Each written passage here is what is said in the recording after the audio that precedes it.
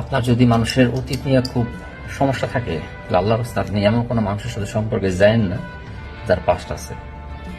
আপনার প্রথম প্রথম ভালো লাগবে, এরপরে আপনি এটা নিতে পারবেন না। তা আপনি ওই মানুষটার অনেক প্যারা দিবেন, নিজেও প্যারা খাইবেন, তারপর এক পর্যায়ে দেখবেন যে হয় মানুষটা ভিতর থেকে পাথর হয়ে গেছে, আর আপনিও একটা সাইকো হয়ে গেছেন। হ্যাঁ, তো দরকার নাই ভাই সাময়িকভাবে কারোর প্রতি অ্যাট্রাক্টেড হয়ে তার কাছে জাম্প দিয়া, হ্যাঁ, তারপর হঠাৎ করে তারে তিলে তিলে প্যারা দেওয়া যে তুমি ওইখানে এটা কেন করছো, এটা করছো। কিন্তু ফার্স্ট আপনি কিন্তু কইছেন যে ফার্স্ট ডাজন্ট ম্যাটার, হ্যাঁ, কিন্তু এখন আপনি নিতে পারতেছেন না। সম্পর্কের লোভে আপনি প্রথমে বলছেন সব ঠিক আছে, বাট এখন প্যারা দিচ্ছেন।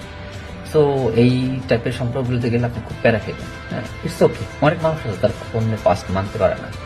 হ্যাঁ, কিন্তু তা আপনার তো ফেভার করার দরকার নেই, অন্যকে আপনার ফেভার করার দরকার নেই। কিন্তু অনেক মানুষ আছে যে তাদেরকে পাস্ট, অন্যের পাস্ট ম্যাটার করে না।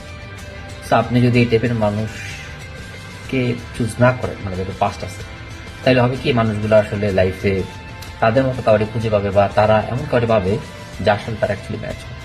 কারণ আপনি মাঝখানে যেটা করেন, নিজেও প্যারা খান, ওই মানুষটারও একটা কনফিডেন্সের বারোটা বাজে যাবে। হ্যাঁ, তো লাইফে পার্টনার চুজের ক্ষেত্রেও একটু ইম্পর্টেন্ট ম্যাটার আছে। ইটস অ্যাবসলিউটলি ফাইন আপনার যদি কারো পাস্ট বদার করে, এটা নিয়ে আমি আসলে যার যার ব্যক্তিগত চয়েস। হ্যাঁ, বাট জোর করে কারোর উপর চ্যারিটি করার কোনো প্রয়োজন নেই।